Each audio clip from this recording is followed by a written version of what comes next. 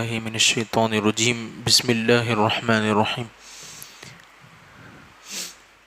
احادیث میں سورہ فاتحہ کے بہت سے فضائل بیان کیے گئے ہیں۔ ان میں سے 4 فضائل درج ذیل ہیں۔ حضرت ابو سعید بن معلّہ رضی اللہ تعالی عنہ فرماتے ہیں، میں نماز پڑھ رہا تھا تو مجھے نبی کریم صلی اللہ علیہ وسلم نے بلایا، لیکن میں نے جواب نہ دیا۔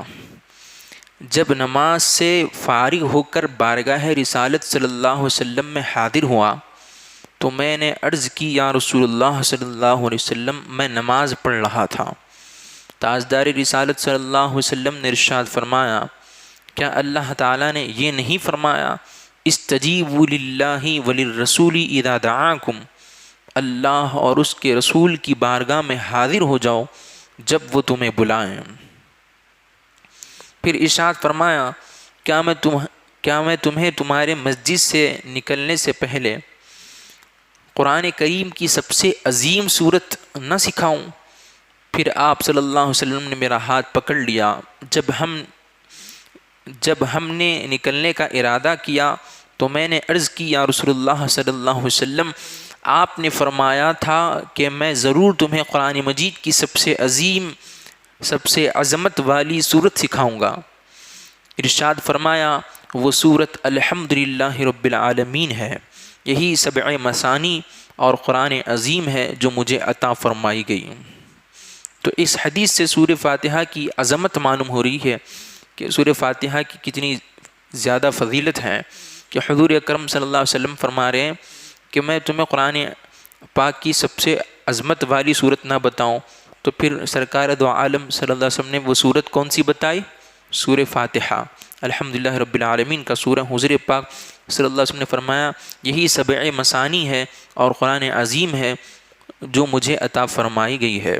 7 مثانی اس کا ایک نام ہے سورہ فاتحہ کا، جو کل ہم درس میں پڑھے تھے اس بارے میں کہ سورہ فاتحہ کے بہت سے نام ہیں، اس میں سے ایک 7 مثانی بھی ہیں۔ اور حضرت عبداللہ بن عباس رضی اللہ تعالی عنہما فرماتے ہیں، ایک فرشتہ آسمان سے نازل ہوا اور اس نے سید المرسلین صلی اللہ علیہ وسلم کی بارگاہ میں سلام پیش کر کے عرض کی، یا رسول اللہ صلی اللہ علیہ وسلم، آپ کو ان دو نوروں کی بشارت ہو، ان 2 نوروں کی بشارت ہو جو آپ کے علاوہ اور کسی نبی کو عطا نہیں کیے گئے، اور وہ دو نور یہ ہے، ایک سورہ فاتحہ اور دوسرا سورہ بقرہ کی آخری آیت ہے۔ کیا معلوم ہوا اس حدیث میں کہ ایک فرشتہ آسمان سے نازل ہوا اور حضور کی بارگاہ میں آیا اور آ کر عرض کیا کرنے لگا؟ سلام پیش کیا اور عرض کرنے لگا، رسول اللہ آپ کو مبارک ہو کہ آپ کو ان 2 نوروں کی بشارت ہو جو آپ کے علاوہ اور کسی نبی کو عطا نہیں کیے گئے، کسی دوسرے نبی کو وہ 2 نور نہیں ملے جو آپ کو دیے گئے۔ وہ کون سے ہے؟ ایک سورہ فاتحہ ہے اور دوسرا سورہ بقرہ کی آخری آیت ہے۔ تو یہ دونوں کی بڑی فضیلتیں ہیں، یہ حدیث مسلم شریف میں موجود ہے۔ اور حضرت ابی بن کعب رضی اللہ تعالی عنہ سے روایت ہے، حضور پر نور صلی اللہ علیہ وسلم نے ارشاد فرمایا، اللہ تعالیٰ نے تورات اور انجیل میں القرآن کی مثل کوئی صورت نازل نہیں فرمائی۔ سرکار علیہ وسلم نے کیا ارشاد فرمایا کہ اللہ تعالیٰ نے تورات اور انجیل، جو کہ دوسری نبیوں پر نازل ہوئی سو کتابیں ہیں، تورات اور انجیل عیسیٰ علیہ السلام اور موسیٰ علیہ السلام پر جو نازل ہوئی، ان کتابوں کا نام ہے تورات اور انجیل۔ تو اللہ تعالیٰ نے تورات اور انجیل میں القرآن یعنی سورہ فاتحہ کی مثل کوئی صورت نازل نہیں فرمائے۔ تو سورہ فاتحہ کی بڑی شان ہے، یہ خصوصیت قرآن پاک کی ہے کہ اللہ تعالیٰ نے ایسا سورہ اس میں رکھا ہے، یہ تورات اور انجیل میں ایسا سورہ کوئی نہیں ملتا۔ حضرت عبد الملک بن عمیر رضی اللہ تعالیٰ عنہ سے روایت ہے، نبی کریم صلی اللہ علیہ وسلم نے ارشاد فرمایا، سورہ فاتحہ ہر مرض کے لیے شفا ہے۔ شعب الایمان حدیث کی کتاب ہے جس میں یہ حدیث ملتی ہے کہ سرکار دو عالم صلی اللہ علیہ وسلم نے کہا فرمایا، سورہ فاتحہ ہر مرض کے لیے شفا ہے۔ اسی لیے اگر کوئی مرض ہو گیا ہو تو سورہ فاتحہ کی تلاوت کر کے ہم اول آخر میں درود شریف کے ساتھ اگر ہم دم کریں گے تو انشاءاللہ تعالیٰ ضرور شفا ہوگی۔ اور یہ سورہ فاتحہ کے فضائل کے بارے میں ہم نے آج پڑھا ہے۔ اب آگے سورہ فاتحہ کے مضامین بھی یہاں پہ ذکر کیے مفسر نے کہ کیا کیا ٹاپکس پائے جاتے ہیں سورہ فاتحہ کے اندر، کیا کیا مضامین اس کے اندر پائے جاتے ہیں۔ تو اس صورت میں یہ مضامین بیان کیے گئے ہیں۔ اس صورت میں اللہ تعالیٰ کی حمد و ثنا کا بیان ہے، اللہ تعالیٰ کی تعریف کا بیان ہے۔ سورہ فاتحہ شروع ہی اللہ کی تعریف سے ہوتا ہے نا، الحمدللہ، تمام تعریف اللہ کے لیے۔ تو سورہ فاتحہ میں اللہ تعالیٰ کی حمد و ثنا کا بیان ہے، اللہ تعالیٰ کے رب ہونے اور اس کے رحمان و رحیم ہونے، نیز مخلوق کے مرنے کے بعد دوبارہ زندہ کیے جانے اور قیامت کے دن کے اعمال کی جزا ملنے کا ذکر ہے۔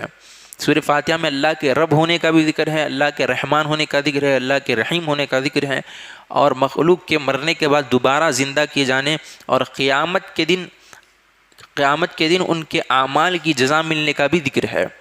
صرف اللہ تعالیٰ کے عبادت کا مستحق ہونے اور اس کے حقیقی مددگار ہونے کا تذکرہ ہے، دعا کے آداب کا بیان اور اللہ تعالیٰ سے دین حق اور صراط مستقیم کی طرف ہدایت ملنے، نیک لوگوں کے حال سے موافقت اور گمراہوں سے اجتناب کی دعا مانگنے کی تعلیم ہے۔ یہ چند وہ چیزیں بیان کی ہیں جن کا سورہ فاتحہ میں تفصیلی ذکر ہے، البتہ اجمالی طور پر اس صورت میں بے شمار چیزوں کا بیان ہے۔ امیر المؤمنین حضرت علی المرتضیٰ کرم اللہ وجہہ الکریم فرماتے ہیں، اگر میں چاہوں تو سورہ فاتحہ کی تفسیر سے 70 اونٹ بھروا دوں۔ کیا فرما رہے ہیں حضرت علی رضی اللہ تعالیٰ عنہ کہ میں اگر چاہوں تو سورہ فاتحہ کی تفسیر سے 70 اونٹ بھروا دوں۔ سوچنے والی بات ہے، 70 اونٹ بھروا دوں، یعنی اتنی تفسیر ہے سورہ فاتحہ کی، اللہ اکبر، اتنی وسعت رکھتی ہے یہ سورہ فاتحہ کی تفسیر کہ حضرت علی رضی اللہ عنہ فرما رہے ہیں کہ اتنی وسعت ہے اس میں کہ اگر میں تفسیر اگر میں چاہوں تو اس کی کرنے تو 70 اونٹ بھروا دوں اسے۔ تو سورہ فاتحہ کے اندر کیا کیا مضامین، کیا کیا ٹاپکس پائے جاتے ہیں، یہ بھی آج کے درس میں ہم نے پڑھا ہے، جانا ہے، اور سورہ فاتحہ کے فضائل کے بارے میں حدیثوں میں کیا آیا ہے یہ بھی ہم نے آج کے درس میں جانا ہے۔ جیسے کہ سورہ فاتحہ کی فضیلت کے بارے میں یہ بھی بات ہم کو معلوم ہے کہ یہ سورہ جو ہے شفا ہے، اس کو سورہ شفا بھی کہا جاتا ہے، سورہ شافیہ بھی کہا جاتا ہے۔ اگر کسی مرض میں شفا حاصل کرنے کے لیے اگر یہ سورہ فاتحہ پڑھ کر دم کرے تو انشاءاللہ تعالیٰ کیا ہوگا، اس کا فائدہ ہم کو شفا حاصل ہوگی۔ اللہ تعالیٰ سے دعا ہے کہ بارے تعالیٰ ہم کو دین کی سمجھ عطا فرما اور دین پر عمل کی توفیق عطا فرما۔